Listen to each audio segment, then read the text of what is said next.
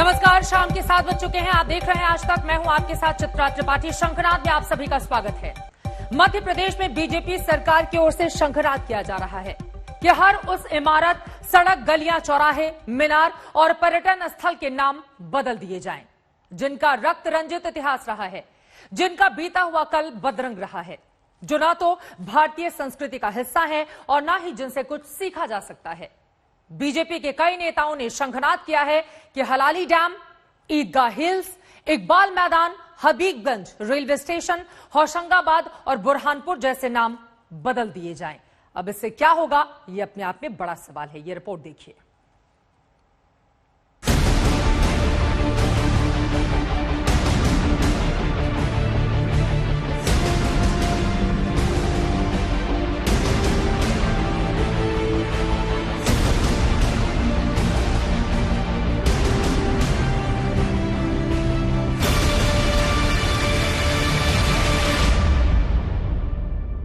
लोग पूछेंगे कि डैम का हलाली डैम नाम क्यों पड़ा, तो क्या बताएंगे? क्या हलाल हुआ वहां? क्या बताएंगे? किसका बताएंगे?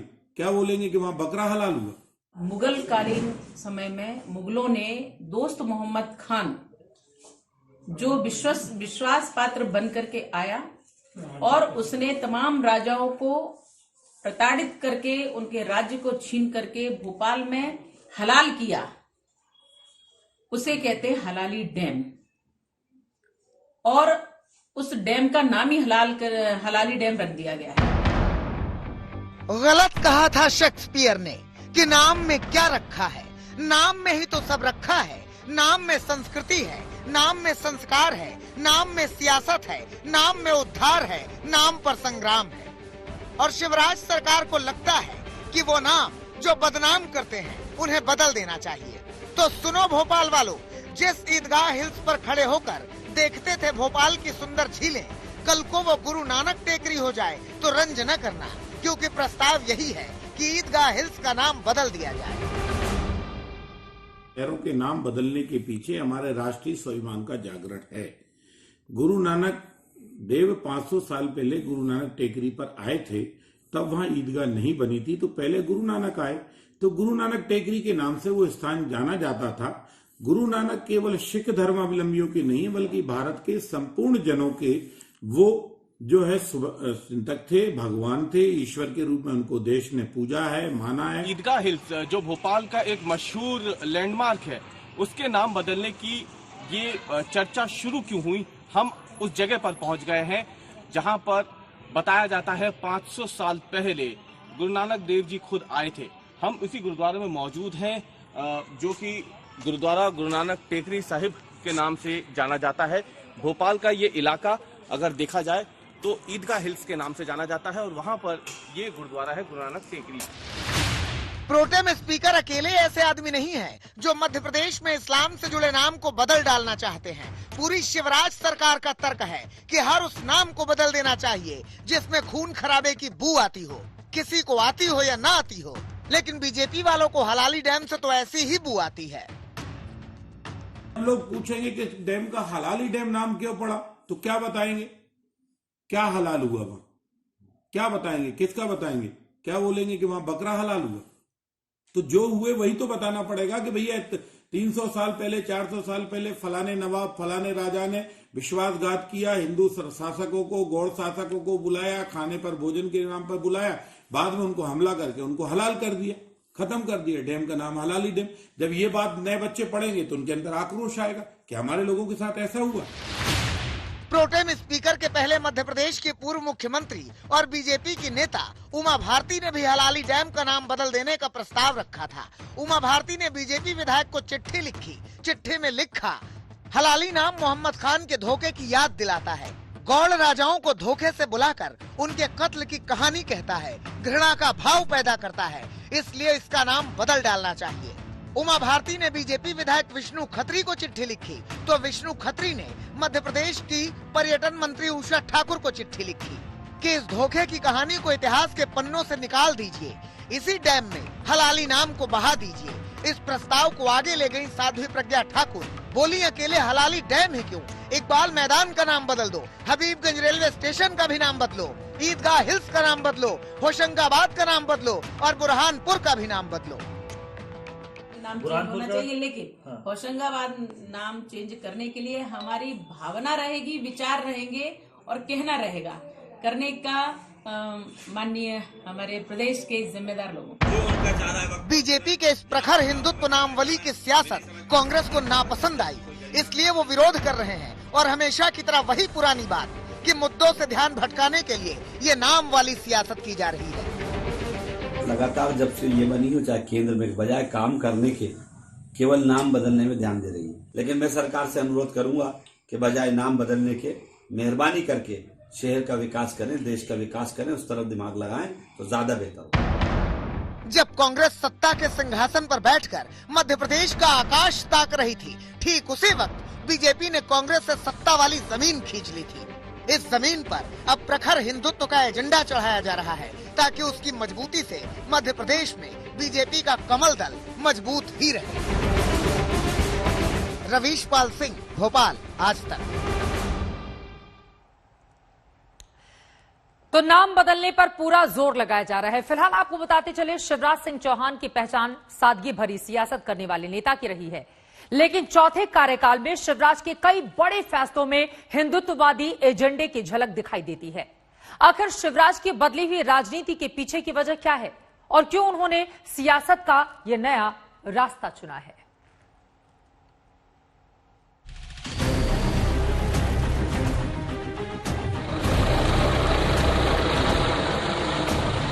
सत्ता के संरक्षण में पल रहे गुंडे, माफिया, अपराधी, लुटेरे, ये सब के सब मेहरबानी करके या तो उत्तर प्रदेश छोड़ करके चले जाएं, और अगर उत्तर प्रदेश में रहेंगे तो फिर उनके लिए दो जगह होंगी। मुझे लगता है उस जगह कोई भी नहीं जाना चाहेगा। सबके साथ हूं मैं, कोई भारतीय जनता पार्टी की सरकार से दूर नहीं है, लेकिन गड़बड़ की, धर्मांतरण का कुचक्र, लव जिहाद जैसी चीज की तो तबाह हो जाओगे, बर्बाद हो जाओगे।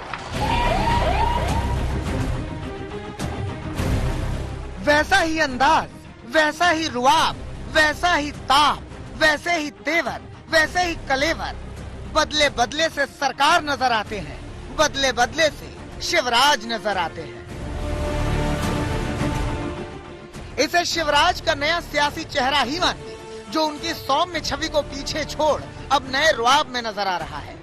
चौथी बार मध्य प्रदेश की कमान संभालने के बाद न केवल शिवराज के काम का ढंग बदला है, बल्कि उनकी सियासत का रंग भी बदला है। सख्त सीएम के साथ साथ शिवराज की राजनीति अब भगवा रंग में चमक रही है। अपनी हिंदूवादी छवि को वो और गाढ़ा कर रहे हैं। मुद्दा चाहे लव जिहाद का हो या वेब सीरीज में देवी देवताओं के अपमान का, सख्ती के मामले में शिवराज सरकार एक कदम आगे ही चल रही है और अब प्रदेश में जगहों के मुस्लिम नामों को बदलने की मांग को भी शिवराज की इसी नई सियासत से जोड़कर देखा जा रहा है।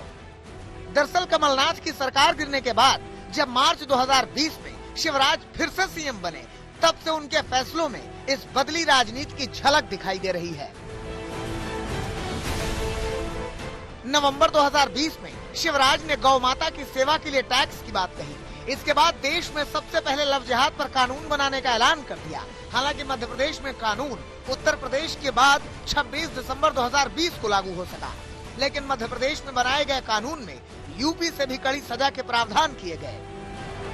शिवराज के इन फैसलों को हिंदूवादी एजेंडे से जोड़कर देखा जा रहा है, लेकिन वो इसे दुष्टों पर सख्ती बता रहे हैं। के लोभ, लालच, भय, प्रलोभन, बहका या फुसला के अगर कोई किसी को ले जाता है, धर्मांतरित करता है, तो वो गलत है। तो गलत है तो उसके खिलाफ कोई कानून नहीं बनना चाहिए। हाल ही में जब web series a suitable boy और तांडव में हिंदू भावनाओं को आहत करने का मुद्दा उठा, तो शिवराज सरकार ने ही सबसे पहले एक्शन लिया। संदेश साफ है कि अकेले योगी आदित्यनाथ ही नहीं, हिंदुत्व के प्रखर एजेंडे की राह में शिवराज भी कदम ताल कर रहे हैं। बतौर मुख्यमंत्री शिवराज सिंह चौहान अपनी चौथी पारी में मामा वाली छवि से इतर काम करते हुए दिख रहे हैं। यूपी के मुख्यमंत्री योगी आदित्यनाथ की तरह ही वो गैंगस्टर और माफियाओं को प्रदेश छोड़ने की धमकी भी दे रहे हैं, तो वहीं अफसरों को काम में लापरवाही बरतने पर ऑन द स्पॉट निलंबित भी कर रहे हैं। दूसरी तरफ भारतीय जनता पार्टी के नेता ऐतिहासिक स्थलों और शहरों के नाम बदलने की मांग ठीक उसी तर्ज पर कर रहे हैं जैसा आमतौर पर उत्तर प्रदेश में देखने को मिलता है। रवीश पाल सिंह, भोपाल, आज तक। तो नाम में क्या रखा है अपने आप में ये बड़ा सवाल है, लेकिन आपको बताते चले कि मध्य प्रदेश हिंदुस्तान के बिल्कुल दिल में बसता है, यानी कि उसकी पोजीशनिंग ऐसी है और दिल से जो बात निकलेगी वो दूर तक जाएगी। ऐसे में सरकार का मकसद क्या है, इसी पर बातचीत करने के लिए दो बेहद खास मेहमान इस वक्त हमारे साथ जुड़ रहे हैं। मध्य प्रदेश सरकार के मंत्री कमल पटेल इस वक्त हमारे साथ जुड़ चुके हैं और कांग्रेस पार्टी के विधायक आरिफ मसूद साहब हमारे साथ जुड़े हुए हैं। कमल पटेल साहब, इस्लाम मुक्त मध्य प्रदेश, यही है मकसद आप लोगों का? नमस्कार।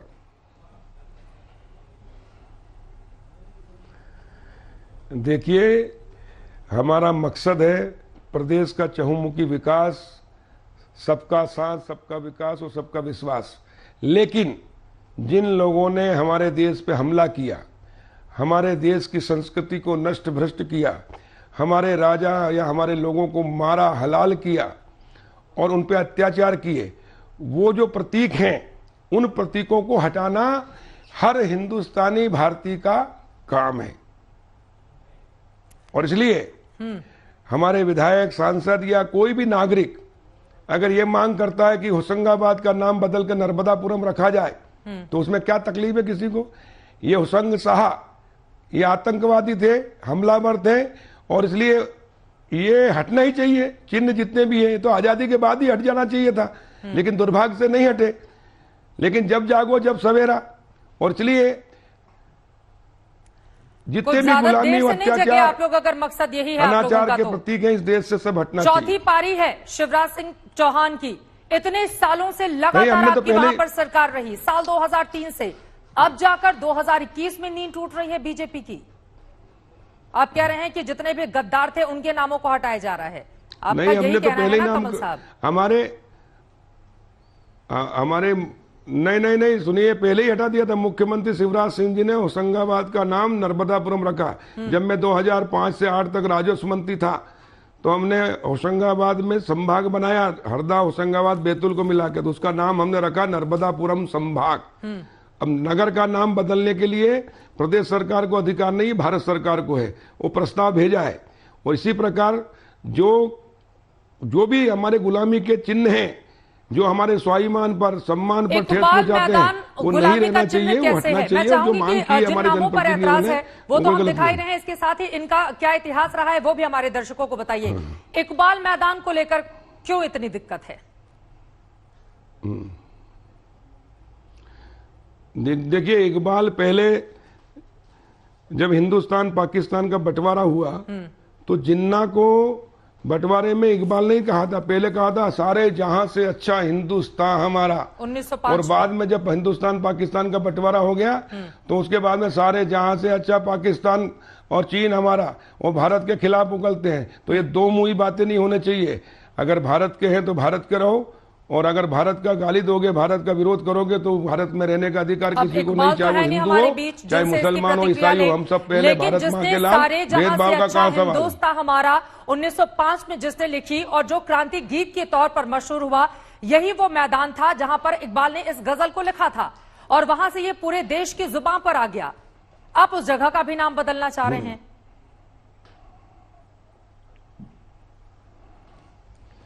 लेकिन इकबाल ने बाद में क्या किया ये भी तो पता करो।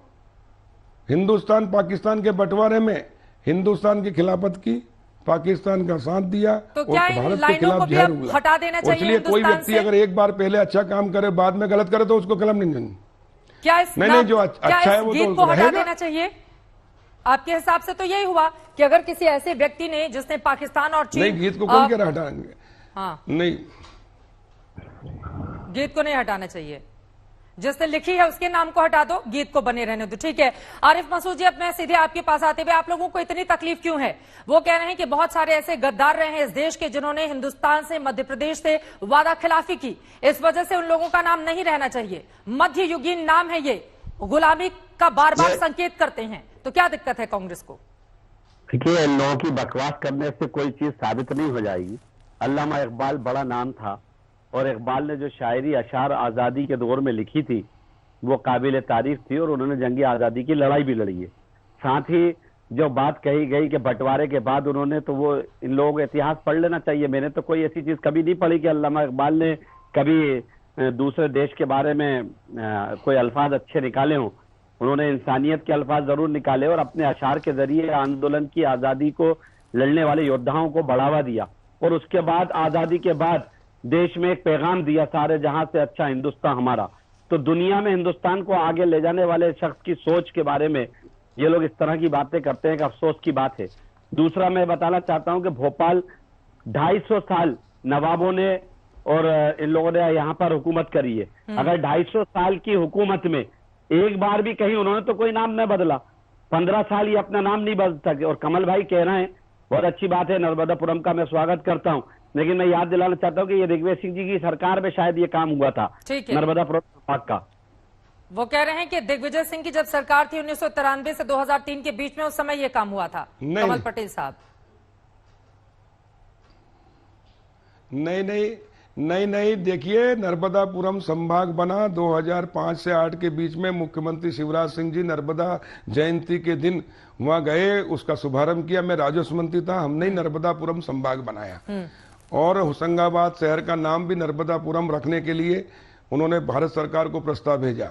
एक मैं कह रहा हूं कि किसी भी आदमी को जो भारतीय है, देखिए हम मानते हैं, चाहे हिंदू हो या मुसलमान हो या ईसाई हो या कोई भी हो, हम सब भारत माँ के लाल, भेदभाव का कहाँ सवाल। अलग भाषा, अलग वेश, फिर भी अपना एक देश, हम सब भारतीय हैं। लेकिन खाते यहाँ की, बजाते पाकिस्तान के या दूसरे देशों की, ऐसा चाहे वो कोई भी हो, चाहे हिंदू भी हो, तो वो इस देश के काम का नहीं है। हमको पहले हमारे लिए तो देश, आपने वो चुना है ना, फिर हम। लेकिन जिन लोगों के लिए देश कुछ नहीं है। मैं ये पूछना चाहूंगा कमल भाई, पाकिस्तानी जासूसी करते हुए जो लोग नहीं, देखिए, इस्लाम से हो या किसी से भी हो, आज तो जितने भी नाम सामने आए हैं सारे नाम इस्लाम से जुड़े हुए हैं, और वही नाम आप लोग उनके बदलना खिलाफ भी चाहते कार्रवाई हैं। हो रही है। हाँ, देखिए, जो देश, सुनिए, इसलिए बदलना चाहते हैं, सुनिए, ये हलाल। अच्छा, हलाल का मतलब क्या होता है? हलाल का मतलब क्या होता है? बकरे को हलाल किया जाता है, और इस आदमियों को हलाल किया गया, इसलिए उसका नाम हलाली डैम रखा। वहां खून की होली खेली गई, धोखा देके की गई। तो ऐसे प्रतीक चिन्ह जो हमारे देश के लोगों को अत्याचार किए, और उसके बाद 100 साल का जो भोपाल का गजेटियर कल को उसमें कहता है, ये साबित है कि इस तरह का हुआ था नरसंहार। बोले कौन सा? भोपाल का गजेटियर है, उसमें तो कहीं इतिहास में ऐसी चीज नहीं है हुआ वहां। नहीं, कमल पटेल साहब, एक सवाल का जवाब दीजिए, ये इतने दिनों के बाद आप लोगों को क्यों याद आया है? ये बात समझ से परे है सर, ये बात समझ से परे है। इतने दिनों के बाद आप लोगों की नींद टूटी। अगर ये गद्दार थे, और अब जो भी बातें आपकी सरकार या आप लोगों की ओर से गिनाई जा रही हैं, अब 15 सालों तक बीजेपी का शासन रहा, जिसमें 13 सालों से ज्यादा मुख्यमंत्री शिवराज सिंह चौहान रहे। उसके बाद फिर शिवराज सिंह चौहान चौथी बार कमान संभाले। अब 2021 में ही आप लोगों को नाम याद आ रहा है कि दरअसल इन लोगों ने गद्दारी की, इन लोगों को बाहर करो, ये सारे नाम हटाए जाए। इससे मैसेज कितना बड़ा जाएगा, आपको अंदाजा है कमल पटेल साहब? ऐसा लगता है कि दरअसल एक वर्ग विशेष से, एक वर्ग विशेष को लेकर आप लोग साथ नहीं चलना किसी वर्ग से इस तरह का मैसेज। देखिए, सुनिए बहन जी, सुनिए, कांग्रेस की सरकार थी, पहले कहते थे बीजेपी आ जाएगी तो मुसलमानों को खा जाएगी, लेकिन 15 साल बीजेपी की सरकार रही, सबसे ज्यादा मुसलमान सुरक्षित बीजेपी की सरकार में रहा। मोदी जी है 6 साल से, सब सुरक्षित है, सबका विकास हो रहा है, सबको प्रधानमंत्री आवास, सम्मान सब मिल रहा है। मुसलमान हमारे कलेजे के टुकड़े हैं, लेकिन जिन लोगों ने देश के लोगों पे अन्याय किए, अत्याचार किए, देश की संस्कृति को नष्ट भ्रष्ट किया, वो गुलामी के प्रतीक चिन्ह नहीं होना चाहिए। अगर कोई जनप्रतिनिधि, कोई भी नागरिक मांग करता तो हम उसका स्वागत करते हैं और ऐसे चिन्हों को मिटाने का प्रयास करें। आरिफ मसूद साहब, आप लोग कम से कम वो तमाम नाम जिसके साथ इस तरह की कहानियां जुड़ी हुई हैं, अगर उसके नाम को सरकार हटाती है तो उसका तो स्वागत किया जाना चाहिए, फिर विरोध क्यों किया जा रहा है कांग्रेस पार्टी की ओर से?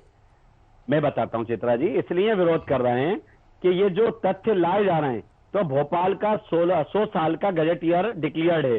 उस गजट ईयर में कहीं से भी हलाली डैम का जो नरसंहार का जिक्र हुआ है, अगर एक भी लाइन होगी तो हम खुद कबूल करेंगे और आगे से आगे पेशकश करेंगे कि वास्तव में बदलना चाहिए। 100 साल के गजट ईयर में कहीं ये नाम नहीं है। 250 साल भोपाल में नवाबों की हुकूमत रही, 4 बेगमात रही हैं, लेकिन आज तक कभी उन्होंने कोई इस तरह का काम नहीं करा। अगर इनके पास कोई है प्रूफ तो दे, जैसे हम दे रहे हैं गोडसे का सब जानते हैं, इस पे ये लोग बात करेंगे नहीं कि नाथूराम गोडसे का जहां मंदिर बनाने की बात हो रही हो उसके बारे में क्या कहेंगे? जिससे देश की आजादी की लड़ाई लड़ने वाले महात्मा गांधी का कत्ल करा हो, उसका मंदिर बनाया जा रहा है, उस पर ये बात नहीं करेंगे, उस पर ये जवाब नहीं देंगे। नहीं, मैंने आपसे पूछा कि वो तमाम नाम जिससे वास्तव में इस तरह की कहानियां रही हैं, जो कम से कम, बिल्कुल बोलिए कमल पटेल साहब, आप बोल लीजिए, फिर मैं जाती हूँ आरिफ साहब के पास। बोले कमल पटेल जी, तो उसका तो स्वागत किया जाना चाहिए ना आप लोगों की ओर से, लेकिन उसको लेकर के आप लोग विरोध कर रहे हैं। आरिफ मसूद साहब सुनिए, महात्मा गांधी हमारे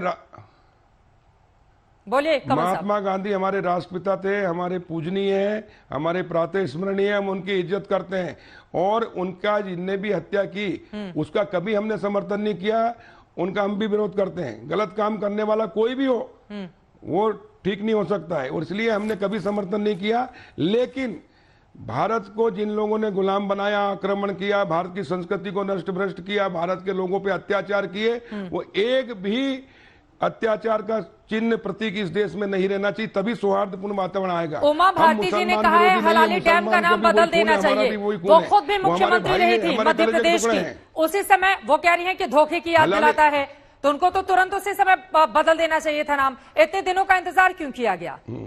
वो कह रहे हैं कि घृणा, हलाली नाम सुनकर घृणा जैसी फीलिंग आती है। देखिए सबका